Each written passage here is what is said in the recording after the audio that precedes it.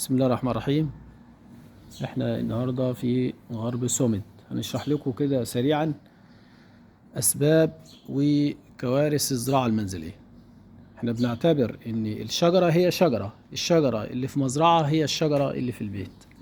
طب ايه اضرار الاشجار اللي بتبقى في المنازل يا جماعه؟ اضرار الاشجار اللي بتبقى في المنازل كالاتي: رقم واحد، المناخ الغير مناسب لطبيعه النبات. الكل بيجيب الشجر المثمر او بعض النباتات الزينه ويحطها في مكان خطأ. مثال بسيط: أشجار الفاكهة بتحتاج شمس مباشرة، مكان شمس مباشر من 4 ل6 ساعات يوميا. لا، الشمس طبعا مش واخد احتياجها كويس. فأنا عندي سور زي ده عالي أهو بالطريقة دي، ما بيديش النبات احتياجه بصورة صحيحة من الشمس. طيب إيه تاني مشاكل الزراعة المنزلية؟ مشاكل الزراعة المنزلية الأخرى هي إن أنا أزرع نبات وخلف منه سور شجري من البازروميا او الفيكس بنجامين. دي كارثه. انت ما عندكش طبعا. تمام، احنا بنتكلم على العموم يعني. يبقى المشاكل المناخ ان انا احط النبات في مكان غير المناخ الطبيعي ليه. مثال بسيط، هنتكلم على اشجار الفاكهه. اشجار الفاكهه كلها بتحتاج شمس متواصله من 4 ل6 ساعات يوميا. هتزرعها في الظل. هي بتشرب ميه على طول. النبات مناخ قبل ما يكون اي عمليات فنيه. يعني ايه مناخ؟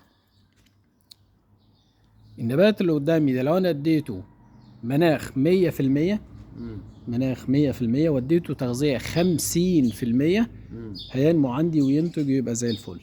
لو عكست، اديته تغذيه 100% ومناخ 50%، هيبقى نموه ضعيف وانتاجه ضعيف. يبقى رقم واحد نحافظ على المناخ الخاص بالنبات.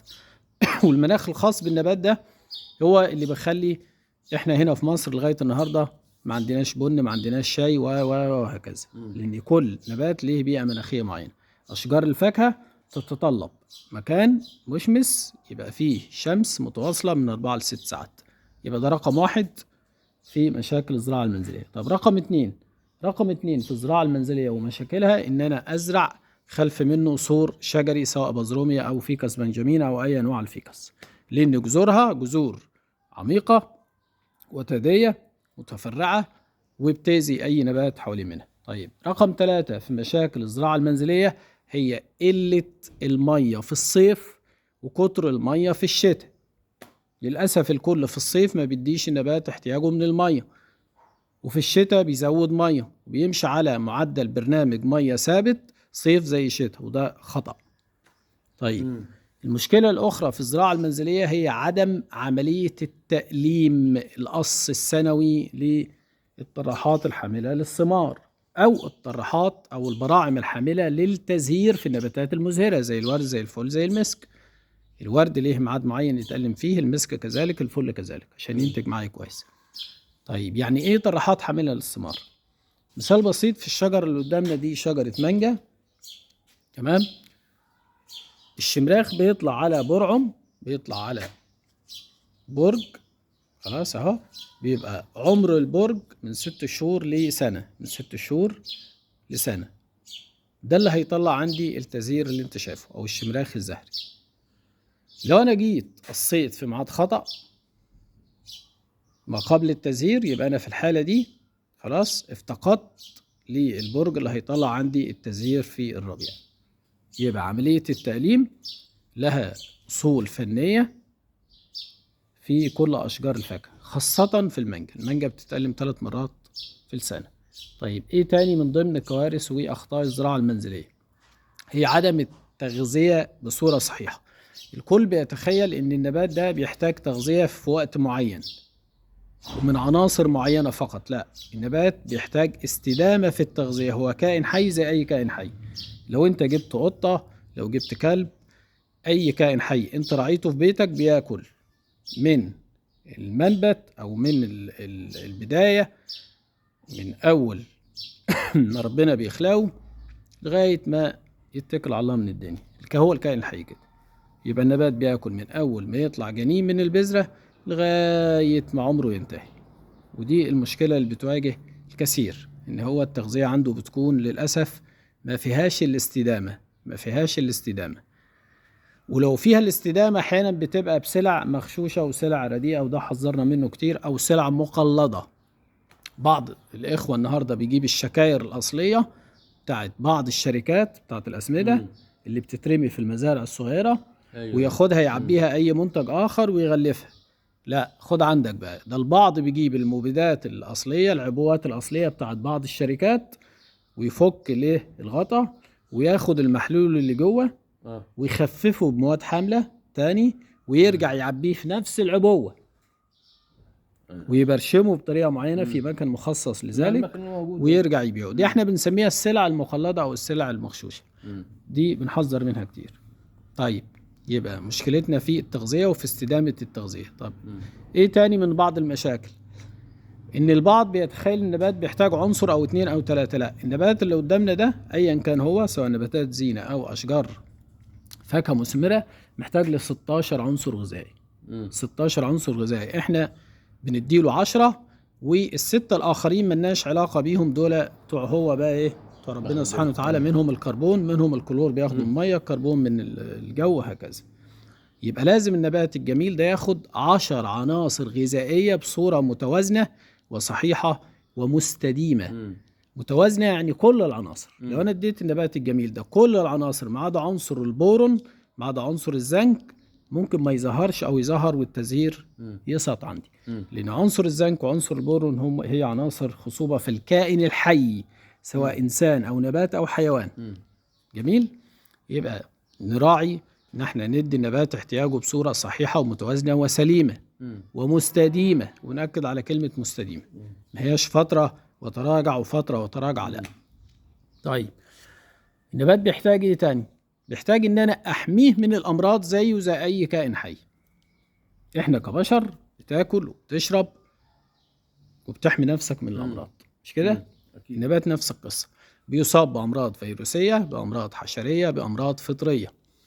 ومعظم الامراض اللي بتصيب النباتات هي امراض فطريه وامراض حشريه. مثال بسيط، المانجا اللي قدامنا دي اتصابت بالبياض الدقيقي. خلاص، دي اعراض الاصابه. البياض الدقيقي اهي على الشماريخ. خلاص، كان المفروض ان انا ما قبل التزهير، يعني قبل التزهير ما يخرج عندي، يكون اديت على الاقل 3 رشات ازوكسستروبين، بريبوكونازول او دوفينوكونازول، وسوفونات ميثايل. دي 3 مواد فعالة بتحميني من إصابة البياض الدقيقي وبتحميني من إصابة الانسولين. تمام، هترش طبعا دلوقتي رشة وهتدي رشة مثبت. جميل. يبقى الحماية من المرض يبقى ما قبل، ما استناش المرض يجي لي. احنا بنقول دايما ان الشمراخ الزهري او التزهير اللي بيخرج من النبات ده هو البيب الصغير اللي الشجرة بتولده، اللي بتجيبه، مش كده؟ ده المولود بتاع الشجرة. وشرحناها سابقا، قلنا السيدة الحامل اللي هتروح توضع جنين، هتجيب جنين، هتجيب بيبي جميل، بنطهر غرفة العمليات ما قبل دخول هذه السيدة لغرفة العمليات، مش أثناء دخولها ولا بعد دخولها، مش كده؟ يبقى البيبي الجميل ده، الحباية الصغيرة العقد الجميل ده، لها بعض الأمور الفنية ما قبل التزهير. الكلام ده مش على المانجا فقط، ولكن على كل المحاصيل اللي موجودة عندك، على أي نبات موجود عندك، حتى لو هو نبات زينة. يبقى فيه رش وقائي فطري لابد منه ما قبل التزهير بصورة فنية، على الأقل 3 رشات ما قبل التزهير. وبرضه بندي ما قبل التزهير رش حشري، وبنحافظ أثناء فترة التزهير على عدم الرش الحشري أثناء فترة التزهير، ولكن ممكن نرش فطري إن استدعى الأمر. يعني ممكن أثناء فترة التزهير أرش فطري، ممكن أرش فطري إن استدعى ذلك. ولكن لو أنا شغال بصورة صحيحة، مش هلجأ لا رش حشري ولا رش فطري. طبعا من المحاذير إن أنا أرش حشري أثناء فترة التزهير. طيب، حصل عندي العقد وحصل بالطريقة دي، في بعض المحاصيل لابد إن أنا أستخدم مثبت عشان أحمي النبات الجميل والتزهير اللي خارج عليه ده من التغيرات المناخية واختلاف درجات الحرارة بين الليل والنهار. طيب، بعد العقد والحباية قد ما تبقى قد حباية الحمصاية، ابتدي في برنامج الرش الحشري تاني. كل 15 يوم هرش مبيد حشري. الكلام ده على كل المحاصيل. هرش مبيد حشري وكل مرة والتانية بضيف معاه مانع انسلاخ، مادة زي التريفلوميرون أو اللوفينيرون، بتشتغل كمان انسلاخ لأن بيأثر على بيض الحشرات. جميل. طيب إيه تاني المفروض أعمله؟ كل رشة حشري والأخرى بنغير المادة الفعالة، وده شيء مهم وضروري جدا جدا. يبقى بنحافظ على النبات الجميل ده بالوقاية من الأمراض الفطرية والحشرية بالتأليم السنوي. يعني ايه تأليم؟ يعني تجديد طرحات الحاملة للثمار. يعني مثال بسيط، ادي الحباية دي هتنضج، هيحصل نضوج، هقطفها، بعد ما تنضج هاجي على البرج اللي هي عليه ده اهو، خلاص، وهننزل تحت، ادي العقدة اهي، هقص هنا تحت العقدة. ده بعد النضوج وبعد ما اعطف الثمرة دي، خلاص اهو. جميل. لما هقص هنا تحت العقدة دي مباشرة هتديني نموات حديثة جانبية تحت طيبة الأوراق هنا. الأوراق النموات الحديثة دي هي اللي هتشيل معايا تزهير السنة اللي جاية، وكل سنة بعمل نفس القصة دي كده. جددت البراعم أو الطرحات الحاملة للثمار. يبقى نحافظ على النبات من إن أنا أزرعه خلف بازروميا أو فيكس بنجامينا أو أنواع الفيكس، ودي للأسف الكوارث اللي موجودة. نحافظ على التغذية باستدامة، نحافظ على الرش الحشري والفطري. جميل. نحافظ على مقننات المية حسب احتياج النبات وحسب فصول السنة. انت بتشرب في الصيف اكتر من الشتاء، تقول لي طبعا النبات كذلك بيشرب في الصيف اكتر من الشتاء. كوارث الزراعة المنزلية كتر المية في الشتاء تعمل عفن جذور. وكوارث برضو الزراعة المنزلية ايه هي تاني؟ انك بتقلل المية في الصيف. يعني كتير بيصور لي بعض النباتات بيفرط عنده العقد، بيفرط يعني الحباية بتسقط، فنكتشف نتيجة قلة التغذية وقلة المية. طيب وايه تاني يخلي العقد عنده يفرط؟ الاصابات الفطرية زي ما احنا مصورين اهو. كل ده بيض دمر التزهير اللي خارج عندك. يبقى نحمي النباتات بصورة صحيحة، نلتزم بالمواعيد الفنية. المرض مش هيستناك. واحنا قلنا لو عندي رش وقائي ما قبل التزهير سواء على اي نباتات مش هيبقى عندي اصابات يا جماعة بالطريقة دي.